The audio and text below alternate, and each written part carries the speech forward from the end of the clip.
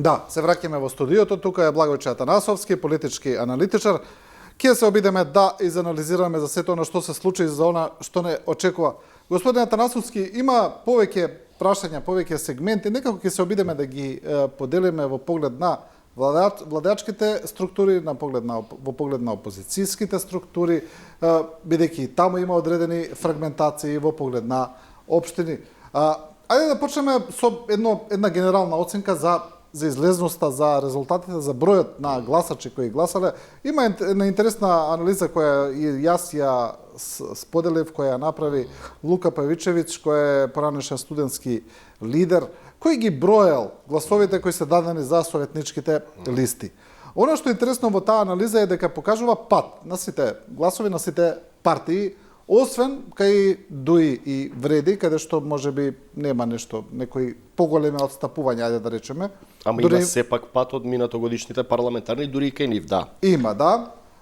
Но тука е интересно. Па, еве, чисто ќе ги кажам овие гласови. Значи, ВМРО ДПМН е 301.000, СДСМ 125.000, ЗНАМ 38.000, Левица 57.000. Некои велат дека не треба да се споредуваат локални со парламентарни избори и дека на парламентарни овие гласови би биле нешто повеќе, но не многу повеќе од ова. Но сепак ми се чини дека тука имаме еден интересен феномен кој се покажа. Така е, многу мина вела дека не треба да се споредуваат парламентарни со локални, но од друга страна, па на локални избори имате најмногу кандидати за градоначалници и за советници на целата територија на Републиката и мислам дека тоа многу повеќе влече да имате агитирање на лична и пријателска основа, бидејќи многу мина се кандидати за советници, за разлика од парламентарните избори кои се општи и имаме само кандидати за пратеници. Од таа гледна точка мислам дека и локалните избори може да бидат басен каде што треба да има поголема излезност, но овие имавме драстична намалена излезност во однос на минатогодишните парламентарни избори. Тоа покажува дека е јасен сигнал и знак дека граѓаните се разочарени веројатно во политичките елити и во понудата на политичките елити, бидејќи за околу 200.000 гласови помалку имаме во така наречениот етничко-македонски политички блок, за етничко-македонските политички партии, каде што граѓаните на минатогодишните парламентарни претседателски избори гласале, сега за околу 200.000 гласа помалку не гласале, односно тие граѓани абстинирале. Ако ги подвоиме парцијално по политички партии и коалиции, ќе видиме дека имаме огромен број на поништени неважечки ливчиња, тоа се 50.000 граѓани кои ги поништиле гласачките ливчиња и ни укажуваат дека граѓаните апсолутно не се задоволни од ниту една од понудените опции, па дури на тие кандидати кои беа на независните листи. На револт. Абстиненцијалните гласачи кои не излегле да го остварат своето право на глас, а лани на минатогодишните парламентарни претседателски гласале, а денеска останале, мислам на овие избори, завчера останале дома, и тоа е казна и револт. Тие кои излегле, кои велат не сакаме да ни го злоупотребат под наводници или фалсификуваат нашето право на глас, ги поништиле изборите, станува збор за 50.000 граѓани гласачи, тоа се повеќе од 5 пратеници, ако вие ги направите под онтов модел, тоа е огромна бројка. Имаме 60.000 гласови кои се дадени на советници на група избирачи или популарно што се вери независни кандидати. И тоа е еден басен од 50 и 60.000. Ќе видиме дека 110.000 гласачи гласаат или поништуваат ливче, или гласаат за група избирачи, односно не гласаат за директни политички партии од типот на ВМРО ДПМН и коалицијата СДСМ и коалицијата Левица или ЗНАМ. Од друга страна, и уште 200.000 што не излегле. Што не излегле, тоа е огромен потенцијал кој нам ни укажува дека во Македонија може дојдено време за формирање на нова политичка партија, ново политичко движење или платформа која ќе биде надвор од постојните политички партии. Да почнам да ги анализирам сега постепено ВМРО ДПМН. Ајде да видиме, ВМРО ДПМН. Имаме она што е таму евидентно е дека имаме пат на поддршката. СДСМ вели 135.000 гласа се изгубени, Веројатно сега ако ги сметаме гласовите на ВМРО ДПМН и коалицијата за парламентарните избори, некаде тука е. Значи, доколку би биле парламентарни избори, веројатно дека овие гласови би биле повеќе, но не толку повеќе. Еве според истата анализа на Павичевиќ, интересно тој дава некаква пресметка дека можеби на парламентарни би биле околу 340.000 гласа за ВМРО ДПМН според овој тренд. Добро, сега да конкретизираме точно, ВМРО ДПМН во апсолутни бројки изгуби најголем број на гласови, бидејќи освои најголем број на минатогодишните парламентарни избори, околу 140.000, што е драстичен пат за година и половина или години и 4 месеци од нивното преземање после 7 годишно опозицијско дејствување тие стана владеачка партија, освојувајќи 58 пратеници, што на еден начин добија референдумска поддршка од граѓаните која казнија тогашната власт предводена од СДСМ и ДУИ. Значи има огромни очекувања за година и 4 месеци, пат од 140.000 гласови огромна бројка, но јас тоа го велам, ВМРО ДПМН си се врати во својот биолошки минимум, бидејќи ВМРО ДПМН како политичка партија, заедно со сите нејзини коалицијски партнери низ децениите, ама под брендот ВМРО ДПМН, не паднале по 300.000 гласови, односно јас велам и на така наречениот 15 септември 2002 година, кога СДСМ освои 500.000 гласа, ВМРО ДПМН со тогашниот претседател и премиер Љупчо Ѓорѓиевски после еден таков воен конфликт падна од власт со освоени 300.000 гласа. Понатаму Никола Груевски на власт дојде 2006 година пак со освоени 300.000 гласа, што сакам да кажам дека и последниот ВМРО-вец во оваа држава на крај да гласа ќе испаднат 300.000 гласа. Значи тоа е така наречениот биолошки минимум на оваа политичка партија. Со тие 300.000 гласа они направија убедлива, да речеме, историска, ако сакате, или апсолутна победа во целата држава, во цела Македонија, освојувајќи, мислам дека преку 30 општини во првиот круг, да. А СДСМ е сведена само на 3. По информациите тоа се Кривогаштани, Богданци и Крива Паланка.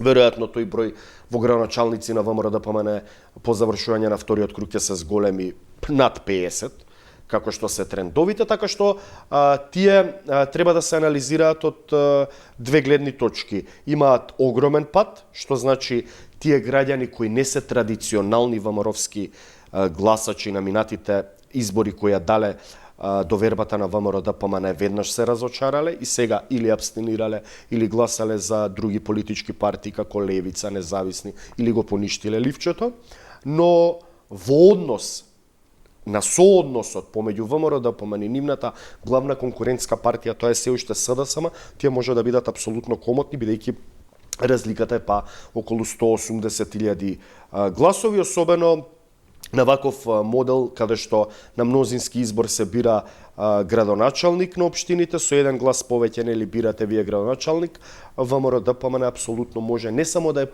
победник, туку и да биде комотен во однос на резултатите. Дали ќе предидеме се разбира на СДСМ, на уште едно прашање, дали можеби овие резултати се причина што не видовме преголема еуфорија во владеачката партија.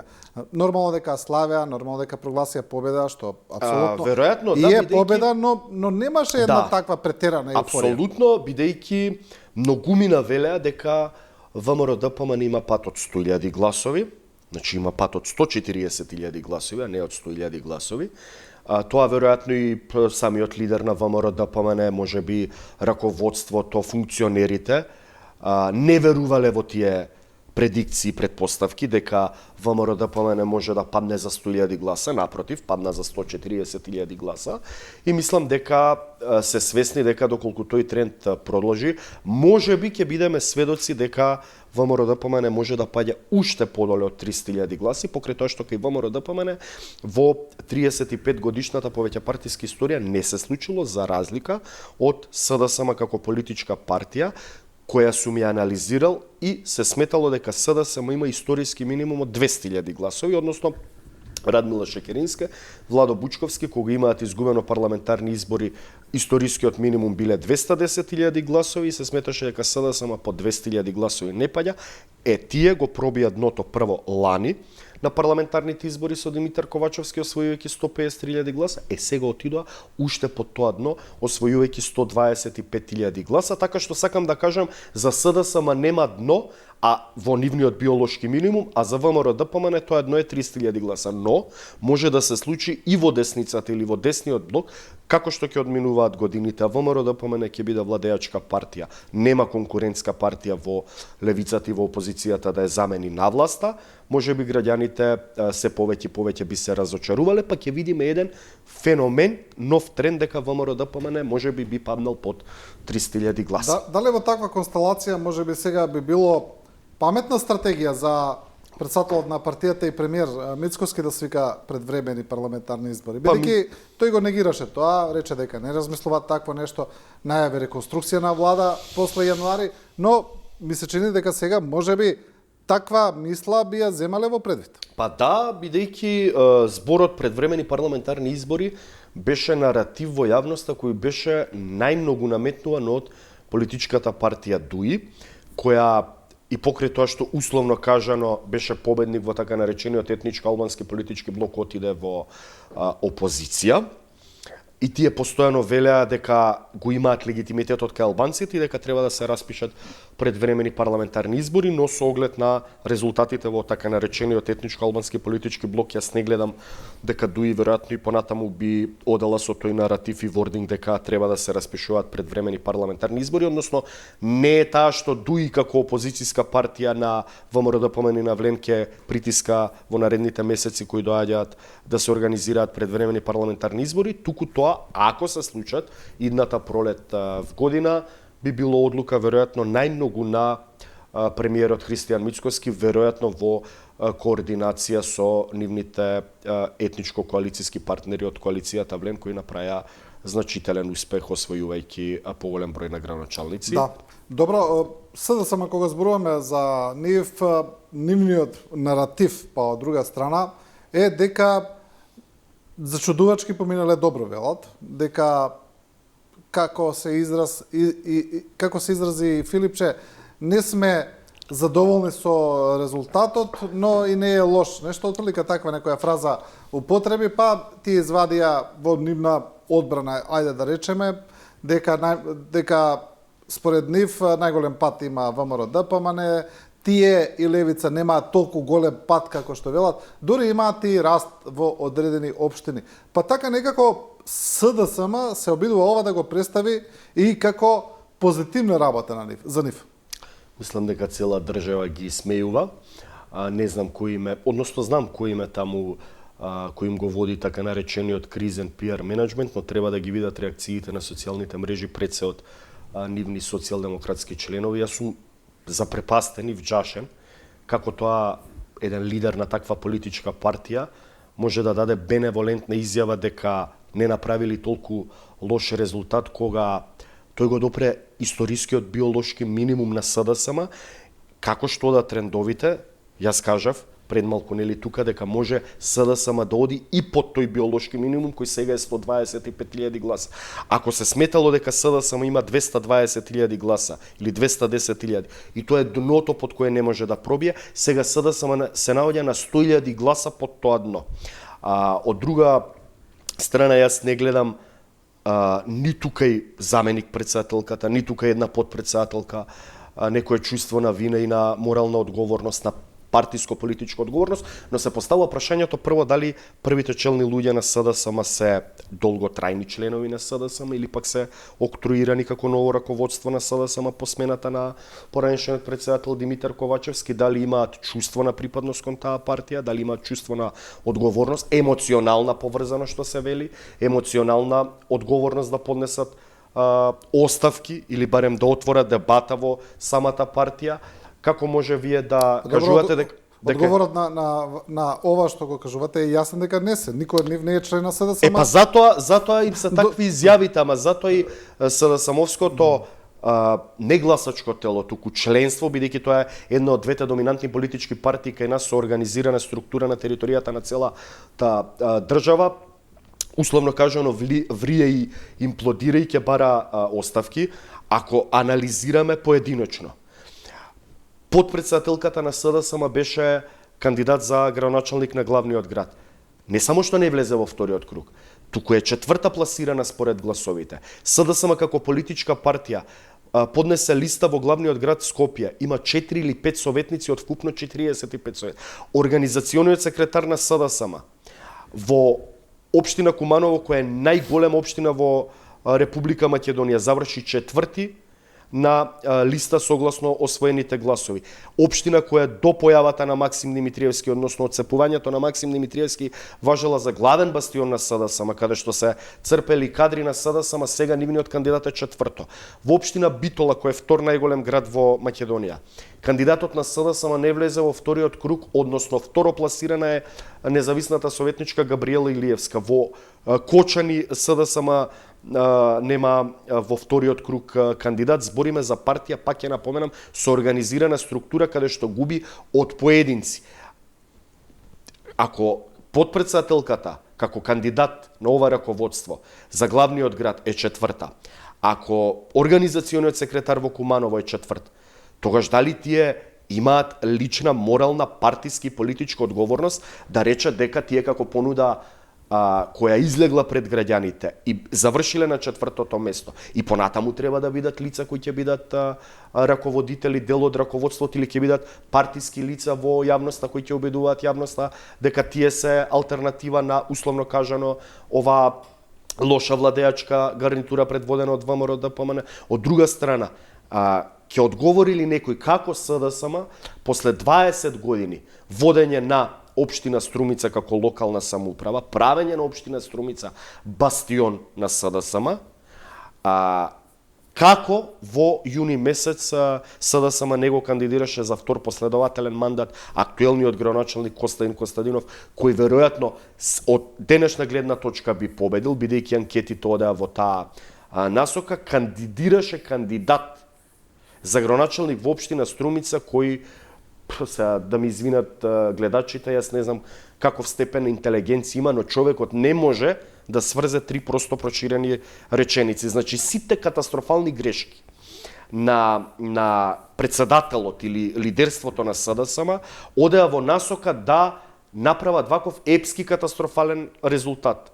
Прво се шпекулираше Мишко Ралев дека ќе биде кандидат на СДСМ за главниот град. Јас не сакам хипотези и предикции да давам дали Мишко Ралев би влегол во вториот круг, но апсолутно мислам дека многу подобро ќе поминеше и меѓу граѓаните и меѓу гласачите. Се направи катастрофален кастинг на кандидати за градоначалници и мислам дека резултатите го покажаат тоа. СДСМ е девастирана во главниот град и во скопските општини, пред се од политичката партија Левица.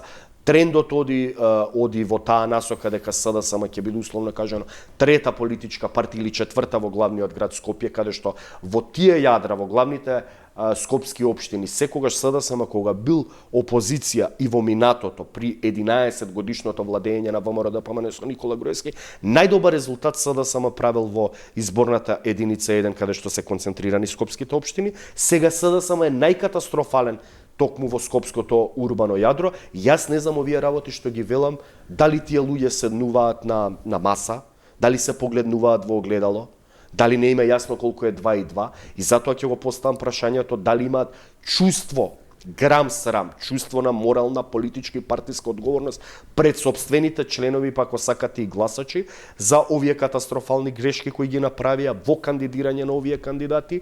И пак ќе употребам, јас не можам како да го наречам тој лидер на таа политичка партија, кога не знам дали има бекграунд социјалдемократски, дали бил член, дали ги поминал сите, како се вели, внатре-партиски скалила на искачување, или СДСМ е завршена како политичка партија и претворена, условно кажано, во една приватна корпоративна фирма или компанија на, порано го велеа, кланот од Муртино, кланот од Струмица, кланот од Дубај. Такви термини користеа политичарите од ВМРО ДПМН која сакаа да се пресметуваат со политичките противници од СДСМ. Сега веќе тој вординг не го користат, но го поставувам прашањето како дилема, дали тоа е заробена партија, како што рече пратеничката и поранешна министерка за одбрана на минатите внатрепартиски избори во СДСМ кога беше кандидат за председател, се боревме, ја цитирам, не ја парафразирам, се боревме против заробена држава, добивме заробена партија, тоа се нејзини зборови, не мои.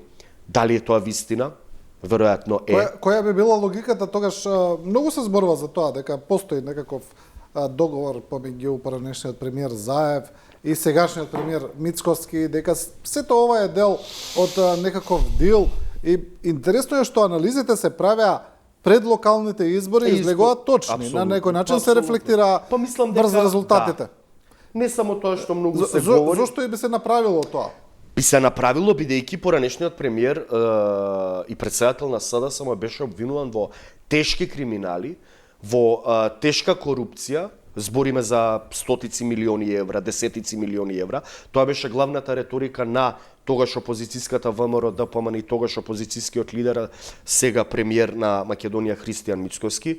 Од кога се смени власта, јас не гледам дека ниту од владеачката партија, ниту премиерот, ниту некој кажал дека треба да се гонат, да речеме, поранешниот премиер и неговиот брат од така наречениот клан Муртино или кланот Заев или кланот Дубај, и апсолутно оди во таа насока дека постои таков подземен дил меѓу актуелната владеачка гарнитура со поранешниот премиер и председател на СДСМ, за да си ја купи слободата, ја продава условно кажано партијата, ја третира партијата како свој грана приватен, како своја приватна фирма, една од многуте кои ги има таа фамилија на поранешниот председател на СДСМ, што се вели ја продава, ја тезгари, ја пазари на еден начин за да си ја купи слободата од сите тие обвиненија кои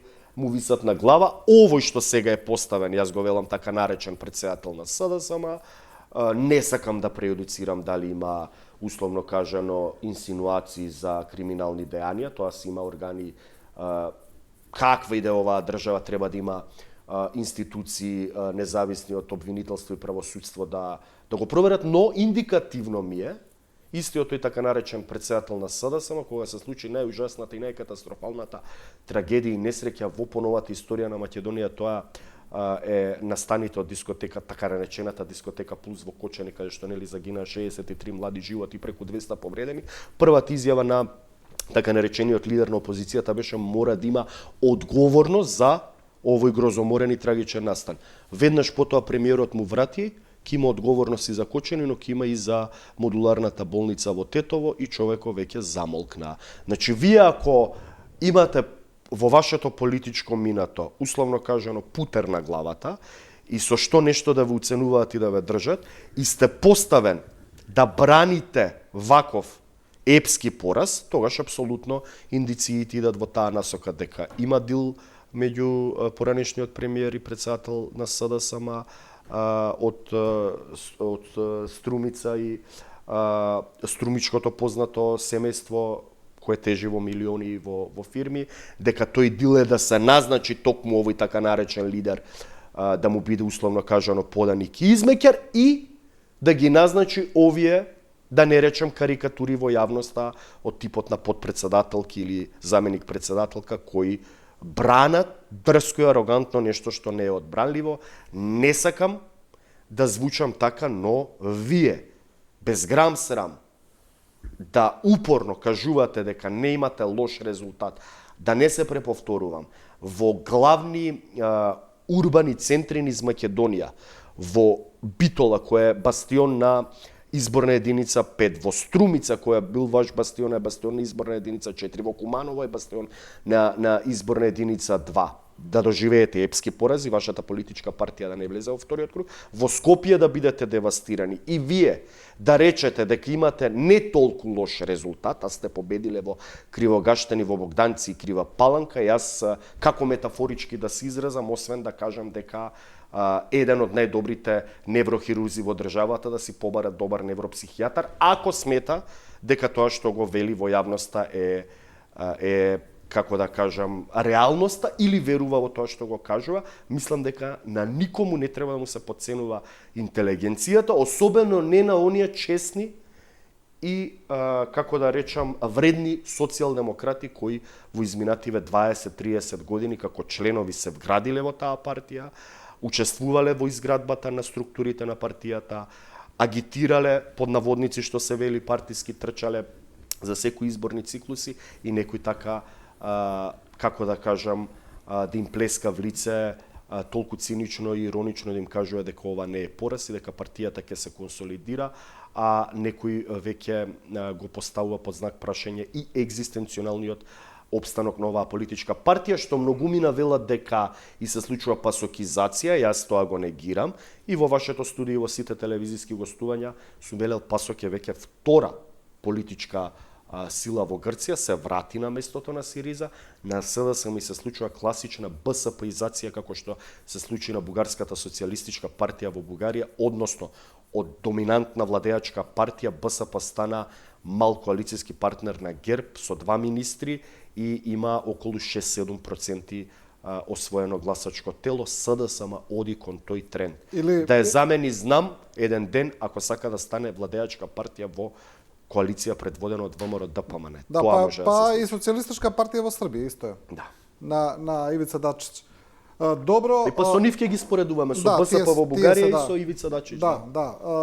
Кога зборуваме за левица, истиот, ако ги гледаме вкупниот број на гласови, има истиот тренд и кај нив. Владеја дека имаат некој пат од парламентарни избори, не толку голем. Тоа повторно нели се споредува дека тоа се локални, ова парламентарни, но сепак левица направи прилично голем успех со тоа што влезе во втор круг во Скопје, така некако си ја зголеми видливоста и тоа на голем начин. Така е. Левица е иста со останатите политички партии кои има мал пат, да речемо 67 на 58.000, покрај тоа што Левица беше единствената политичка партија која сега од избори на избори го зголемуваше своето гласачко тело, може влегува во еден вид, така да се изразам, на политички климакс кај што го достигнаа врвотно освоени гласови, околу 60.000, но како што кажавте, во перцепцијата на јавноста Левица е, ајде да не речам апсолутен, ама морален победник во главниот град Скопје со тоа што нивниот кандидат за градоначелник Амар Мециновиќ влезе во вториот круг, како што кажа за прв пат во повеќе партиската историја на Македонија, кандидат надвор од двете големи политички партии ВМРО ДПМН и СДСМ влегол во вториот круг и тие тоа си го представуваат како успех. Нека се радуваат, бидејќи таа политичка партија постои не повеќе од 10 години, направија значителен резултат во скоро сите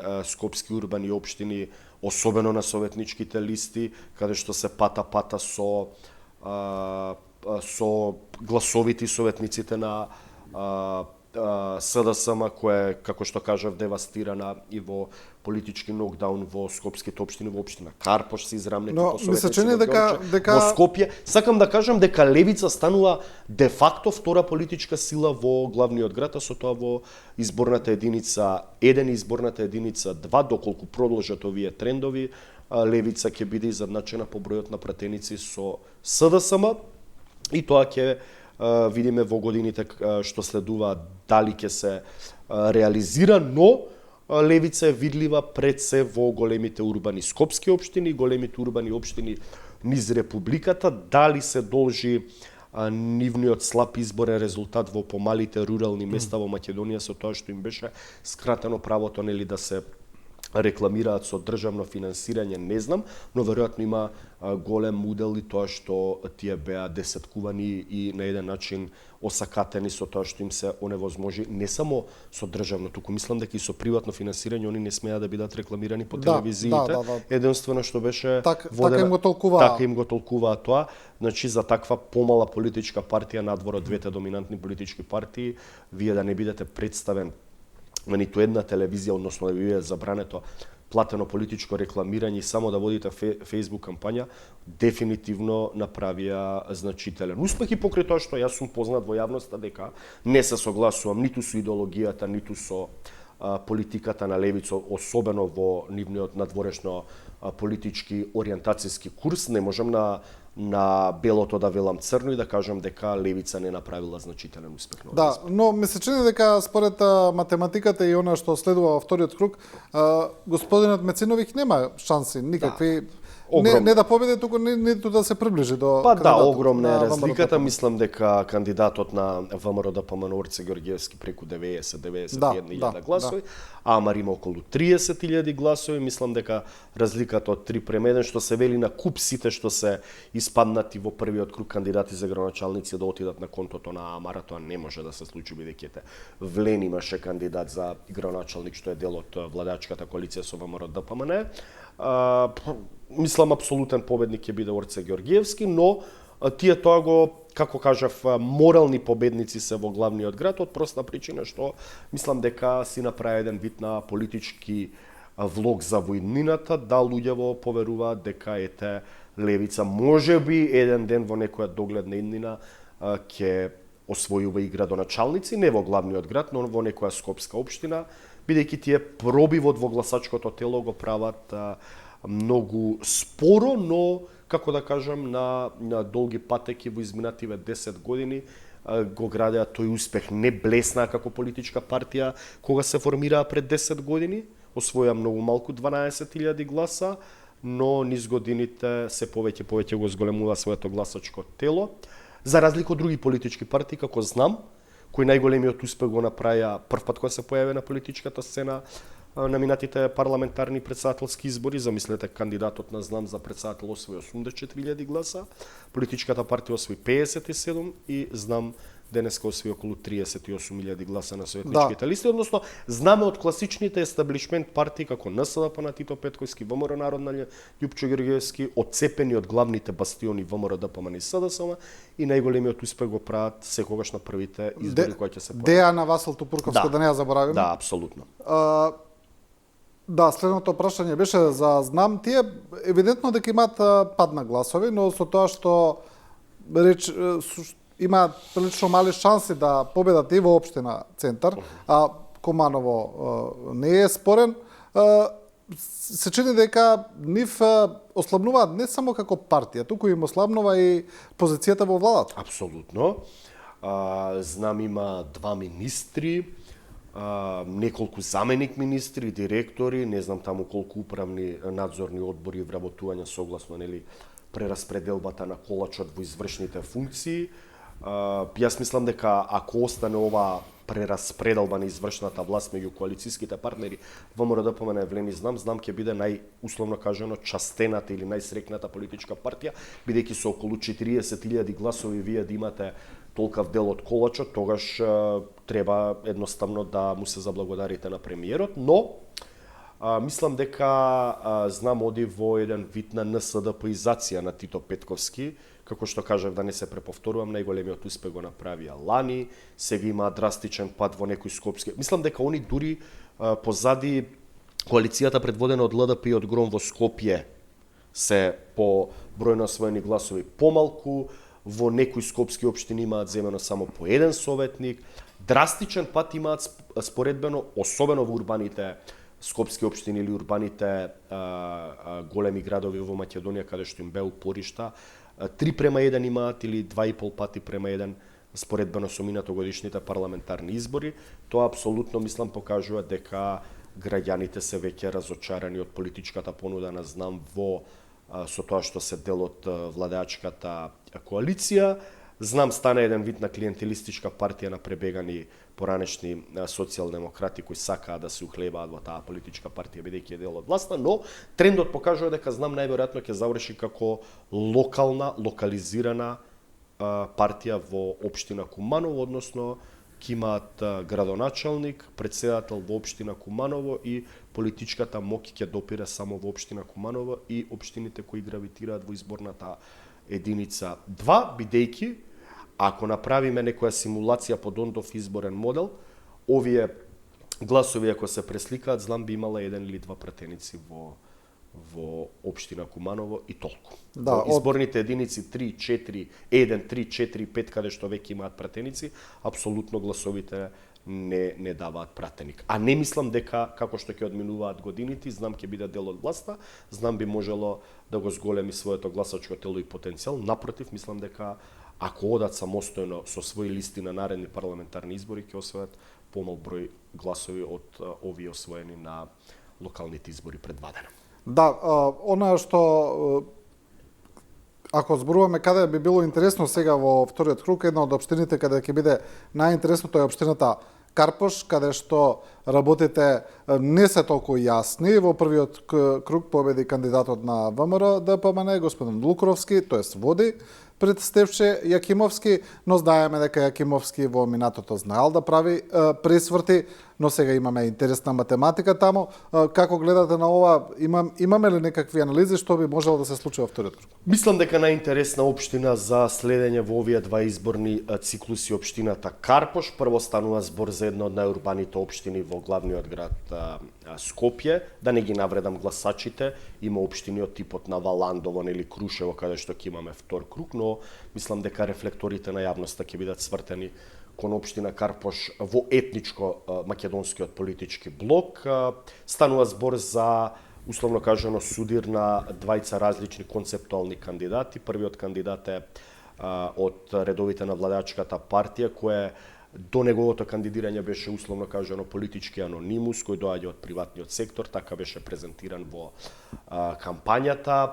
Позади него стои најмокната владеачка партија со сета своја партиска машинерија и ги освои тие гласови кои ги освои во вториот круг. Од друга страна, негов против кандидат е добро познатиот актуелен градоначалник на општина Карпош, кој мислам дека најдолго се задржал на политичката сцена во Македонија и се уште актуелен жив политичар од, што се вели, стариот ков на политичари од 90-тите, кога биле активни Бранко Црвенковски, не знам, Љупчо Гергиевски, Стојан Андов, само тој со, да речам, неговиот инстинкт за политичко преживување останал на политичката сцена.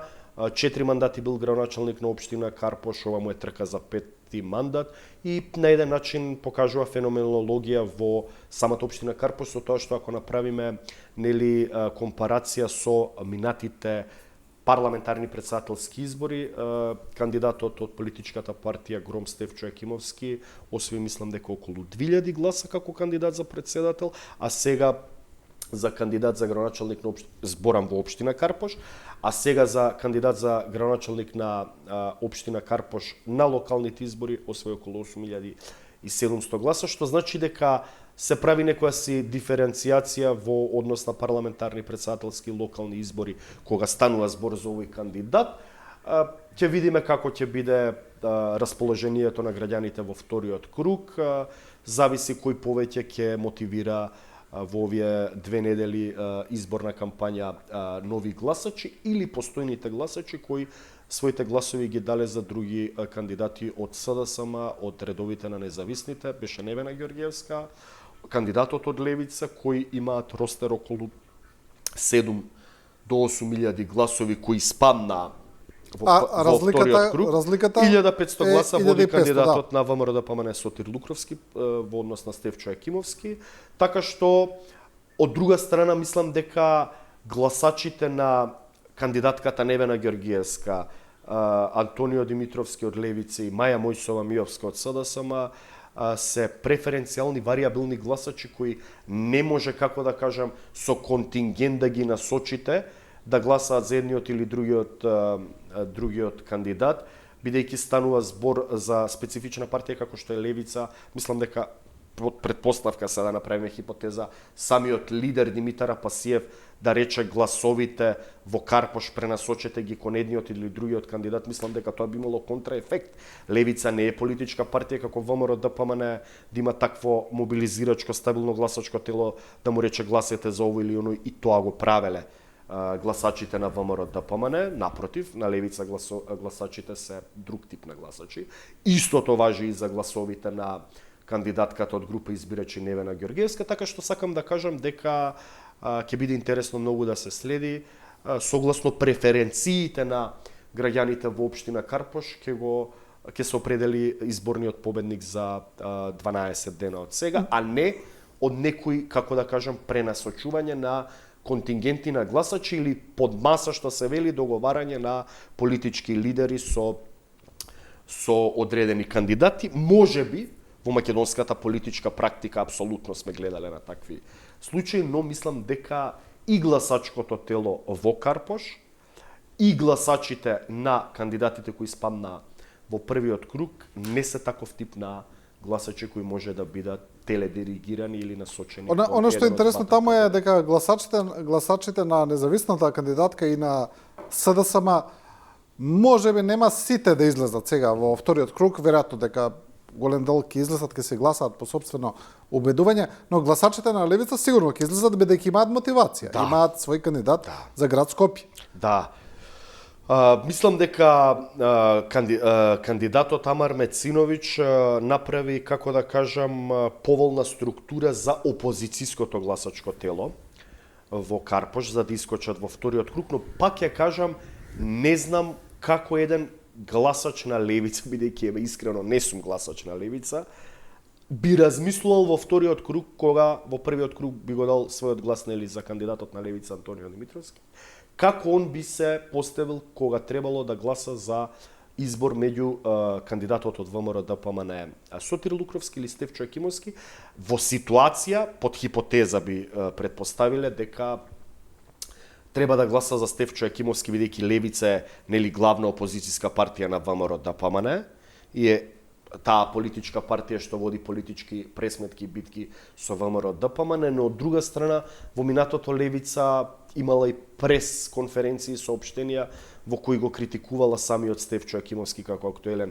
градоначалник на Карпош, така што на вистина не можам да се ставам во кожата на гласачите на левица, па може би и ќе шкртат, може би некој ќе заокружи за Сотир Лукровски, некој за Стефчо Екимовски, но на вистина мислам дека е голем знак прашалник, икс недоумица, како тие 4000 гласа во вториот круг би се прераспределили меѓу преостанатите двајца кандидати за градоначалници во општина Карпош. Да, и за крај ми се чини дека имаме еден момент каде оној феномен кој беше особено присутен на последните локални избори, на еден пораст на тие независни граѓански листи, постои на овие, но како да е во пад, ми се чини. Дека, особено во градот Скопје, ми се чини дека не влезе ни еден советник од независните листи, колку или влегоа?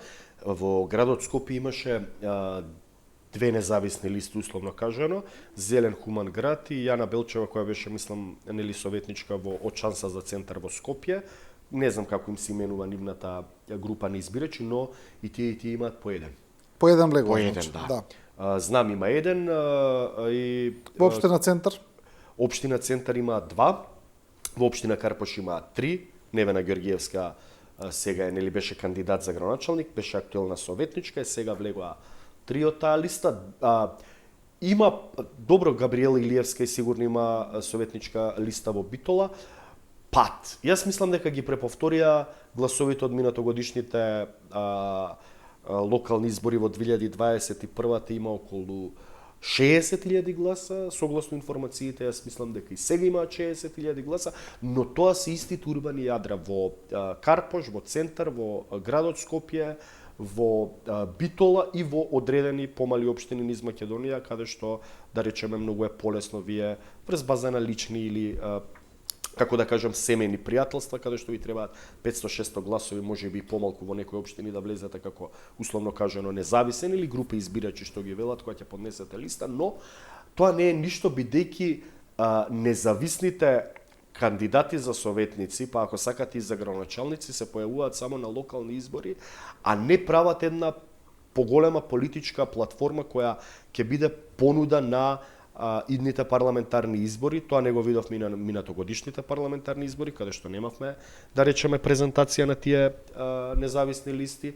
Односно, како да кажам, тие самите гледаат дека имаат потенцијал за освојување околу 50.000 гласови на територијата на цела Македонија, но дали поради нивни внатрешни суети, несогласувања и наетења, некој мисли за себе дека е најпаметен или политички најспособен, не превземаат иницијатива да се самоорганизираат, не мора во политичка партија, може да се организираат во еден вид на движење на независните кандидати и да настапат под еден политички чадор со, условно кажано, еве независни листи на парламентарни избори во сите 6 изборни единици. Многу кандидати се, да, веројатно не може да се договорат. Па тоа сакам да кажам, заради суети, партиски, лични препукувања, најмногу станува збор за суета тука, директно ќе кажам, мислам дека сите тие и не знам Невена Ѓорѓевска, сега не спомнам, Јана Белчева, Габриела, не сакам никој да ме свати погрешно и да се навреди, но